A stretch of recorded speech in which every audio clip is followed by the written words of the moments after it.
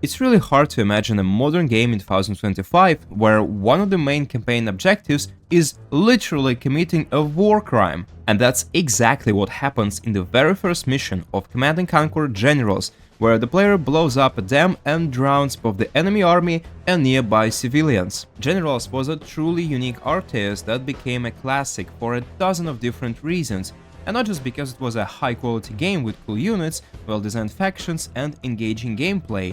It was actually ahead of its time in almost every way imaginable, and today I wanna talk specifically about many controversial things that this game had. For me, one of the most striking facts about this game is that it literally predicted the United States invasion of Iraq, releasing just 1 month before it actually happened. In the very first mission, you can see the iconic victory arc, the same one American soldiers would triumphantly march under in real life. Of course, the US had already been involved in Middle Eastern conflicts like the Gulf War, but this was still eerie foresight. There is even a theory that Generals was created as a piece of military propaganda and United States soft power, and that's something I wanna explore further. Take the GLA faction, for example. For obvious reasons, they were chosen as the main antagonist in the Generals universe. Terrorist attacks were becoming more frequent in the West at that time, so this faction represented a very recognizable and actually frightening enemy. And also, the game was actually even more brutal and provocative in its early builds. Have you ever heard of the mission Black Sheep? It was originally cut from the final version, but later uploaded to ModDB in 2009. In that mission, you play as the GLA and you are ordered to wipe out an entire city using toxins, killing 300 civilians supposedly loyal to China. Not soldiers, civilians. That level of brutality was unheard of in any RTS game or games in general. The only comparable shock value in gaming might be the infamous No Russian mission from Call of Duty Modern Warfare 2, where players also massacre an airport full of civilians in Moscow. But even in the released version of Generals, there is plenty of controversial content. The game was frequently accused of racism, especially in its portrayal of the GLA, Arabs, and the Middle East in general, although it was mostly criticized by older generations in the media, while gamers didn't really take offense. Still, these were very sensitive topics in those days, right in the middle of the Iraq War. Let's count just some of the disturbing moments. In the GLA campaign alone, the missions are all variations of basically terrorism. The first cutscene shows bombers destroying an entire Chinese base. In that same mission, you blow up a dam and flood a town of civilians. In the second mission, you attack a United Nations humanitarian convoy and slaughter its guards and also civilians once again. And the final mission is launching a chemical missile strike on a massive city in Kazakhstan. You're literally playing as the villains with absolutely zero moral justification or any kind of redemption arc. And that kind of storytelling was incredibly rare for that time. The Chinese campaign isn't much lighter either. Half of the missions start with GLA ambushes and bomber attacks. Even though China is portrayed here as a good guy and actually an ally of the United States, and it actually wins by the end of its campaign, the game was still banned in China for its negative portrayal of the country. That's likely due to many stereotypes, also the frequent use of nuclear weapons, and the fact that the GLA repeatedly attacked Chinese forces, undermining their image and also destroying many Chinese landmarks during the campaigns. The story also contains tons of references to real-world events. For instance, China has a lot of hackers who steal money from the internet, and this clearly nods to Western fears of Chinese cyber attacks. And this is probably based on some rumors that China steals Western IPs, and they actually even stole your president. What the hell are they doing here, sir? Is this how they do it? To stop the Mexicolians? The Chinese are so smart. Look at this. It's a lot better than our war. The United States campaign starts because the GLA develops biological and chemical weapons, including anthrax, the same substance that the US famously showcased at the United Nations General Assembly as justification for war. And Generals also perfectly captured this political atmosphere of that era, and, even the main menu feels inspired by Black Hawk Down. The US campaign itself was a basically full-on Hollywood action movie.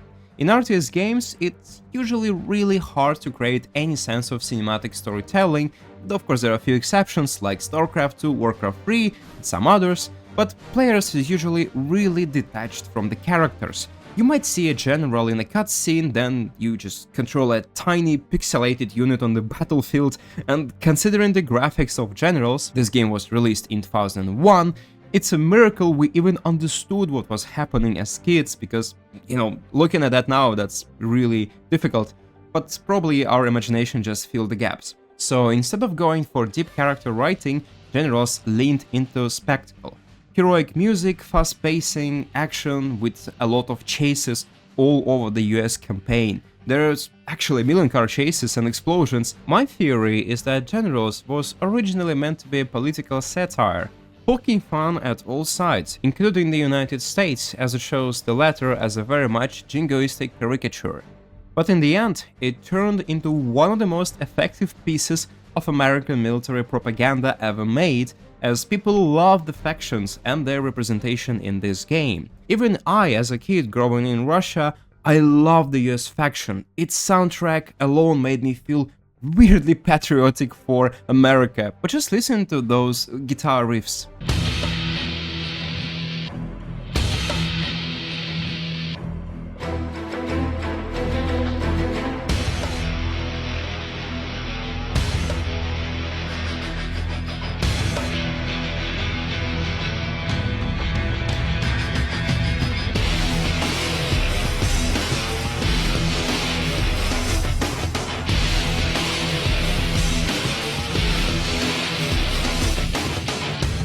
It's honestly the perfect example of how important soft power can be. It managed to make the US military look both cool and heroic.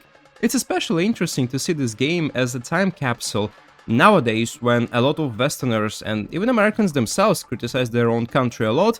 It's really unusual to see such a big hype for the United States in a game set in a very much controversial war conflict. And of course I know that this game was a satire on the modern warfare, but still a lot of people really enjoyed the factions, and US especially. Of course, Generals was not without its goofy moments, like how did United States warships reach the Caspian Sea to launch D-Day in Kazakhstan? To me it feels like a joke about Americans and their geography lessons that they don't really know much about Europe and Asia, but there's a lot of moments like that in this game. And then there's of course the ending, which is probably inspired by many Hollywood movies. By the way, each faction in Generals perfectly reflects the character of its nation through its units and playstyle, although of course there is a lot of satire.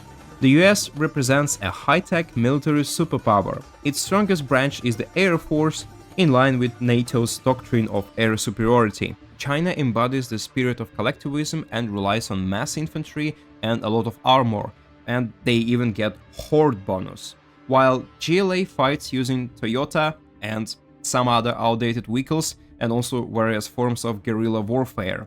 Their units were some of the most memorable in RTS history, and of course this faction also had a unit literally called Terrorist, who cheerfully shouts, "I love a crowd." And you probably remember the demolition track as well. Nothing stops the mail. GLA Postal Service.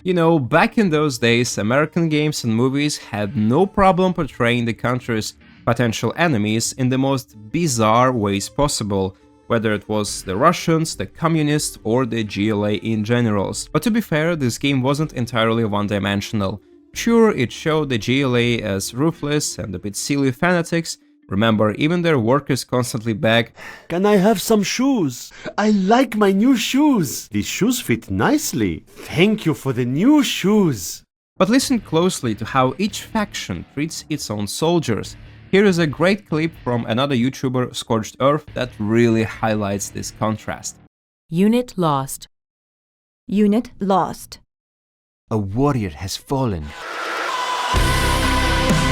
And even though the US is portrayed as the most badass faction trying to save the world and eliminate chemical weapons, the campaign's ending actually has America shift to an America First policy, withdrawing from foreign interventions and effectively losing the war for global dominance, and the sequel was supposed to explore that storyline further, but it was sadly cancelled. And I have to talk about the soundtrack, because honestly, this is one of the best RTS soundtracks ever made. Take the GLA themes, for example. Just listen to them. They perfectly capture the Middle Eastern vibe and chaotic desert energy of that faction.